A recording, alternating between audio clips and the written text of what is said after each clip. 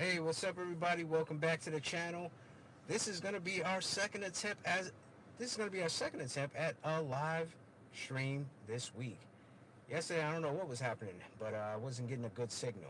But I want to thank everybody who is here today. Seems like the signal will work out for us. And we're going to talk about three different things today. We're going to talk about Emu, of course, because that was the big reveal in One Piece. Right before we get to chapter, hopefully tomorrow, 1180. And also, we are going to speak about the Super Mario movie and Invincible. And we're going to do a little light talk about Daredevil. So, actually, four things. I lied. You're actually getting a bonus from what you would have heard yesterday. So, let's get into the main event. You see it behind me. We got Emu. So, basically, what was revealed is that Emu, after being encouraged by God Usopp to pull up to Elbaf, he decided, you know what? I think I'm going to do that. I'm going to pull up on God Usopp. And so he made it all the way over to Elbaf. But as soon as he got there, he started coughing up something that looked suspiciously like blood. And if you watch anime, you know that if somebody coughs up blood, they don't have long to live. So I've heard the theory before that there may be some type of protective dome around Marijois, which is why he's healthy when he's there, but as soon as he leaves and comes down to the Blue Sea, uh, his illness or whatever mortal wound that he may have gotten from Joy Boy is what seems to start acting up. But as far as what we've seen, I feel that Emu's form that we have seen in the manga is his actual full awakened zone form. But it is interesting. They say he has the devil's fruit. So before I get into explaining that and rehashing that, I just want to give a whole bunch of shout outs to people. So shout outs to Dino, shout outs to uh, Lavago, shout outs to Moltres, shout outs to Kay, shout outs to uh, Lana, um, everybody who gave me a bunch of likes. I really appreciate that. Shout outs to Isaac. Thank you for joining. Let's also give a shout out to AHM underscore D1, SKRXYP. Let's give a shout outs to also Zangetsu. Shout outs to my guy Zangetsu. He really loves Bleach. That's why I put up that meme of Ichigo doing his thing. Because just for my guy Zangetsu. Shout outs to Lee underscore Vogel.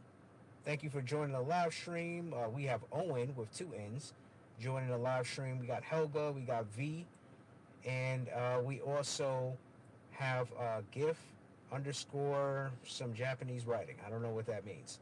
All right. So, as far as Emu, what's going on with him? Well, he looks very devilish in his appearance. Shout outs to Plokesman. Thank you for joining the live stream. And he looks very devilish in his appearance, but I don't think that Oda is going to rely on the supernatural. He never has. I don't think that Emu is an actual demon. I think it is a part of whatever type of devil fruit he has. He may even have the original devil fruit, for all we know. But when we look at his powers, making contracts, using other people, puppeteering other people, and what he's been able to do, he probably has some unknown abilities that will be revealed as the chapters go on. I feel that when you think about his appearance and what his actual powers are, we know that devil fruits come from people's imagination. And so when people think of a devil, they probably imagine those powers, and that's what got manifested into the fruit. And then, two, he's obviously some type of Lunarian. Uh, we got to remember that King was not a very short guy. But I don't think that he's just Lunarian. I think he's a mix of a Lunarian and either an ancient giant or an Oni. And if you think about it, those races were seen as gods and devils. And, the ancient giants were the most violent. The Oni were probably not beloved either. And when it comes to the actual Lunarians, well, they were up on the red line. So they were probably seen as evil, especially with that high durability and speed that they had. They really were walking tanks. Really, I feel like the Lunarian civilization probably was eliminated by the ancient civilization. Now, what could be Emu's story? Well, first, I want to give a shout out to Dimitri Dalasan, and I also that's the only person who's joined, really. Shout outs to V. Gilmore and Ishaka and uh, Ozaka Ramini. Thank you for joining. And shout out to anybody else who joined as well. If you don't have a name written there, then I don't have a name to thank. But thank you for being here. And also shout outs to A-H1.39. So, what could be Emu's story? I don't know. I don't know what Oda has in the plans for us as far as Emu's story, but when it comes to Emu, this is what I would like. I would like for him to just be irredeemably evil. I don't want him to be a sympathetic villain.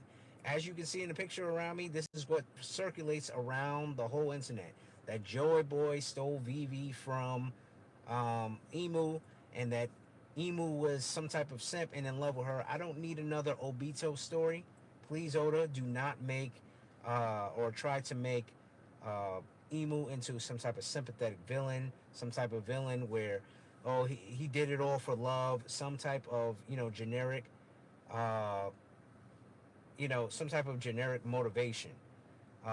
Really, when it comes to Emu, I want him to be just a really evil dude. Someone, he may be jealous of Joy Boy. He may have been jealous of Davy Jones. Maybe they stole his thunder.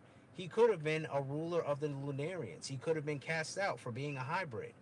He could be someone who actually is the person who stole the original devil fruit in order to get the love that Joy Boy was getting, because people may have always shunned him.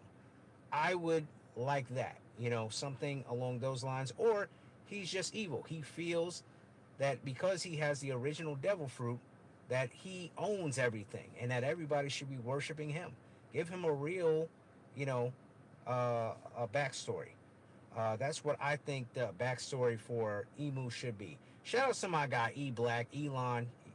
Thank you for showing up, bro. Shout out to ICO00. And yeah, shout out to y'all for joining. I don't see anybody else. And I just want him to be a classically evil villain, like Frieza or Dio, you know, even a villain that you just hate. Thank you for sending me that love, Elon. Uh, just someone that people hate, like Danzo. Remember Danzo from Naruto? He was a. Here's a hot take. Danzo is the best villain in Naruto because you literally hate him. He is irredeemable, and he's been behind the scenes pulling the strings from the start, which was definitely what we see happening with Emu. He's really the one that's behind it all. And his reveal couldn't have been better. It happened on April Fool's Day, and people thought that it was an actual joke, but it is really real. This is what our guy looks like. And, here's a twist that I think should happen in the story. What if not only does Emu have the original devil fruit, but he is able to create and give powers, which it seems like he's been able to do, especially when we look at the Gorosei. But what if every single antagonist that we've had in the story has, in some way, shape, or form, either Emu created their devil fruit or he was the one who facilitated them getting their devil fruit? Now, that would be a very nice piece of connective tissue that I hope happens in the story. Uh, I also, would like to see him. I want to see, of course, the flashback of 800 years ago. Shout out to Greta119. Thank you for joining the live stream. And here's what I want from that. I don't think that Emu is in love with Vivi, or Lily, I should say, is in love with Lily. I think that Lily probably, I would like for Lily to have been his original vassal, whatever Gunko is to him right now. And I think that Lily, what used to be his perfect vessel, which is why he wants to get Vivi back, because he may see her as a reincarnation of Lily. And so he may say, my power is amplified, or maybe him having a connection with that Nefertari bloodline will help him heal himself or come back to 100% power, or be able to survive anywhere outside of Marijwa. without the negative side effects of whatever is happening with him. That's what I would like to be the relationship between him and Lily, not this love simping story. Shout outs to Ronnie Ranel Ramos 990. Thank you for joining our live stream, and thank you for all the love to my guy Elon. Thank you so much. So that's my thoughts on Emu. Again, I don't think that it's going to be something supernatural with this guy. Oda is not that lazy of a writer. And as y'all know, I hate the magic power system because magic works like this. I'm stronger because I'm the MC, and magic happened. And because I'm the MC, my magic's the best. No explanation needed. You know, so I think that there's going to be. I have trust in Oda. I feel like he's really going to do something, really cool with this. Now, those are my thoughts on Emu and One Piece. So we're gonna step away from that, and we're gonna go into the Super Mario Galaxy movie. Uh, what can I tell you about it? Well, the good things are they actually improved on the music. They had great music. They actually used Nintendo music. Shout outs to the people who decided to give Star Fox the Corneria music. Yoshi had so much aura. I mean, they did my boy proud. They even had him walking through Brooklyn with "Hypnotized" from Biggie behind him. He was so cool, and he felt like a natural addition to the cast. Also, Star Fox. Also, he had so much motion out there, even though he only had a short bit of lines, and he was really a plot device to get our main cast around. Um, but I thought that he was really good. And also, the CGI or the animation, whatever combination of that they were using, was God tier. It was really good. There were some really cool fight sequences. But as far as the story, it was super flimsy. Bowser had a terrible arc.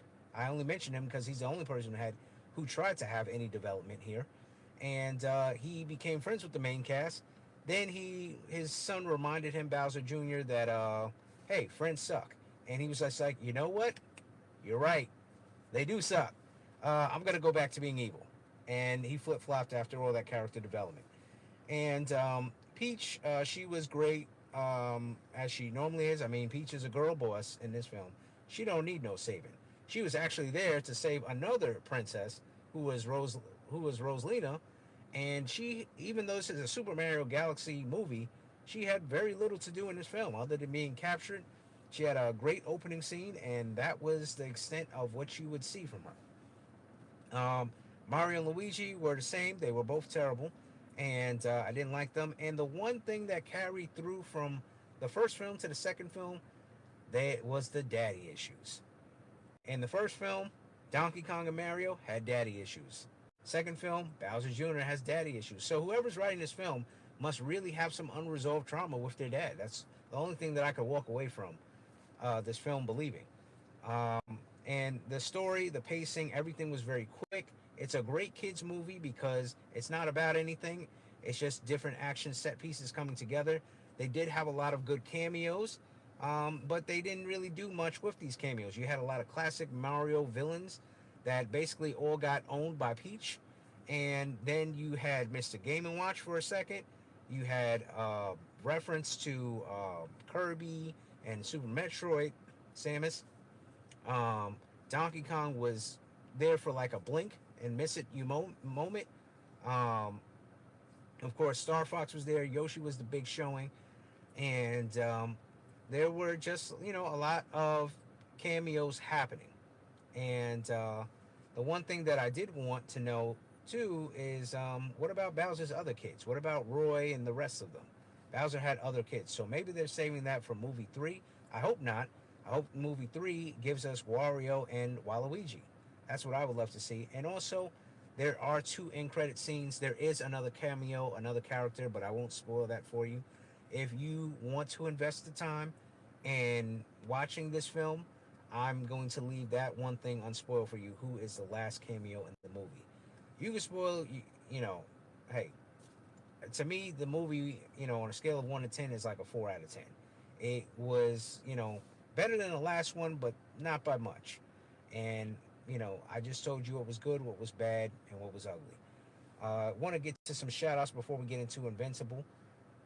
So I want to shout out Mark Lenders. Thank you for joining. Do I know you? Actually, I don't know if you do. Shout outs to you. Albin. Shout outs to Young Mert 58. Shout outs to Dancing Skeleto. And that's everybody who has joined so far. And Marie, thank you for joining this live stream. So now we're going to get into Invincible talk. Shout outs to Cowboy. Uh, Now, when it comes to Invincible, it's been great this season. What can I say? I mean, the first two episodes were good. It kind of got you back into the feel of what was going on. Eve is still pregnant. Her powers are kind of messed up. And, her dad really doesn't like Mark. Um, and Mark is still, down on himself about what happened. Um, and it's just kind of picking up the piece from there. You have the actual aliens that keep coming every single season from another dimension that age super quick.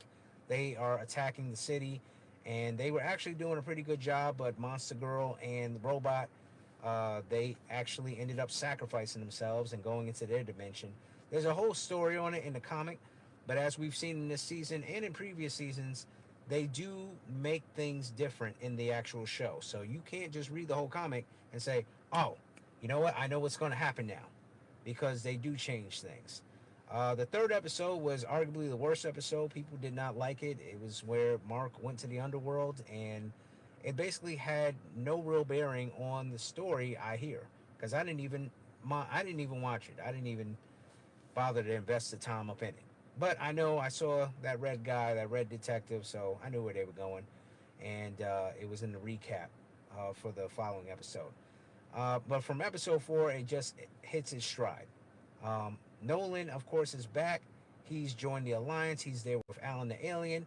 We got to see our girl, Tech Jacket. She's really cool, but kind of weak when you think about it.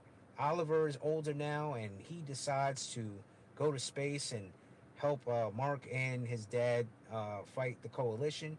And before he does that, they did a really good job with this. I felt this is one of the biggest, best changes in the show. The Mark, I mean, not the Mark, the Debbie and Omni Man. Um, uh, their actual dynamic, their conversation. She did not forgive him. He actually stood outside for like 6 hours going back and forth whether he should ring the doorbell, because what he did to her was so terrible. The disrespect, saying that she was like a pet to him. And she even called him out upon it. And of course, Oliver is mad because Omni Man didn't really, spend any time with him. He came back to speak to Mark, not to him. And so we see in the latest episode that their relationship had mended, but we're getting a little bit further ahead of ourselves.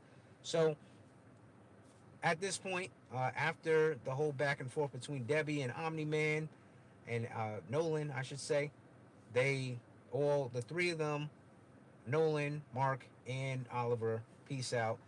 But not after Debbie has a final farewell dinner with them, and not before Debbie tells Oliver to bring homework with him into space. Like, who is doing that? I'm going into space to fight a war. As soon as we get out of orbit, I am chucking that suitcase full of homework or whatever out into space. I'm just going to take the zeros. There is no reason to bring homework to war. That is just the dumbest thing. Uh, Speaking about dumb things, the repercussions of last season have had their comeuppance. They've come back into play. Cecil made the big brain IQ dumb move to actually have uh, he let Conquest heal. And so before they even get to their destination, Alan, Tech Jacket, the Viltrumites, I'm talking about Nolan, Mark, and Oliver, and everybody who is on the ship's crew, get pulled up on by the Viltrumites. And there is a brutal battle. Mark ends up winning, but he almost loses his life. He gets the guts pulled up out of him. Hey, yo, horse. I mean, my guy Conquest really got up in them guts. Hey, yo. But it was crazy. Mark was on the brink of death, And Omni Man and Oliver had time to bond while he was healing. And what happened, in the latest episode is that they end up joining the war. Um, and that's what they ended up doing. The Viltrumites end up joining, um, or end up attacking Alan's home planet, and there are many casualties there. But we get to see, the leader, who's also a Viltrumite. I forget his name. Remind me in the chat. That he is actually giving hands to the Viltrumites as well, and all that the leader of the Viltrumites did was just stay up on the ship and just tell them, "Hey, it's time to go." You know, I know that he's going to be putting in hands and feet up on people later, so I wasn't even too upset that we didn't really get to see him get into that action. Although I felt like the Viltrumites could have won right then and there had he got involved. But uh, so far, Invincible has been really, really good, aside from episode 3. And I thought that, they're really moving at a nice pace. The animation, is not super top tier, it's not immaculate, but it's good. It tells a story, and I'm not like a super big animation nerd. Um, so, I felt like it was fine. It doesn't really bother me that they're not like heavily investing in the most, uh, you know, groundbreaking CGI. Uh, but I definitely enjoyed. I'm definitely enjoying Invincible. So shout outs to everybody who's joining. Shout outs to Monkey DL. Shout outs to Starboy. Shout outs to Doran K. Crown Trophy. Shout outs to Low Key Grapes or Berries. And thank you guys all for joining the live stream. So far, before I get into the last topic, Daredevil, what I will tell you guys is I am going to, first of all, I'm going to repost this live. So if you missed it, you can see everything that we talked about. Well, we did talk about Emu, why he looks the way he does, his devil fruit, and what his possible storyline is. I gave you guys a short review on the Super Mario Galaxy movie because it's not worth me investing time to make an actual review for it and give it its own video. And then we just finished talking about Invincible. So at this time, we're gonna get into Daredevil. Now, Daredevil, it's up on Disney Plus. Also, another show that I'm really loving. They got the original showrunners from the Netflix show back, and they are just cooking. They are cooking it up. This storyline. Basically, Foggy's still gone. He's still dead. Uh, Mayor Fisk essentially has ICE on the streets of New York, and they're super corrupt. And when it comes to the actual um, when it comes to the actual tone, it's very in line with where things are at in the world. Matt Murdock, he's on the Miranda, he's on the run. He was able to get out some ICE detainees, such as the swordsman, and nobody knows where Frank Castle is, but we definitely know where Bullseye is. Bullseye is a menace out here. He actually saves Matt Murdock's life, but he also wants to take out the Kingpin, and because Daredevil is a good guy, he kind of can't let him do that. Also, we see that White Tiger has the amulet. She's a young girl, and they're basically, you know, all essentially an underground resistance against the Kingpin and his regime, and they're trying to expose all the illegal weapons that he's trying to bring into the city. And that's what's going on in Daredevil. The latest episode was arguably the best one. Just some really, really great fighting between Bullseye and Daredevil. And the guy who plays Bullseye, he really nails the psychoticness. Shout outs to Queens, Long Island City. Um, Bel Air Diner was up in there. I've been over there. I was there before it was a kitchen nightmare, and even at the new revamped Bel Air Diner. Shout outs to everybody from Queens. Shout outs to y'all. So Bel Air Diner was getting some love. And, Bullseye, he went up in there. And just to show you how psychotic he is, he gets a milkshake. And you know what flavor it is? Banana. Pause. Why would you get banana? Like, that is the worst flavor of a milkshake. You could have got strawberry, chocolate, even vanilla would have been better than banana. That's how I knew he was about to do some crazy stuff, because he got that banana milkshake, and the black lady was nice. He had an older waitress, and he basically, he called the cops there just to run the fade with ICE when they showed up, or SWAT, or whatever division it was that showed up. He told them that Frank Castle was there, and it was just him. And he basically took out everybody with forks and left them there. And once Daredevil got wind of this, he went undercover, and he ended up tracking him down to a boxing match that the Kingpin was having with another person who was silly enough to jump into the ring with the Kingpin. And then after the match is done, Bullseye attacks, and something very unexpected does end up happening. I'm not going to spoil it for you. Go watch episode, I don't know, what is that, episode 4 or 6? No, that's got to be episode 6 of Daredevil. Uh, just watch that episode.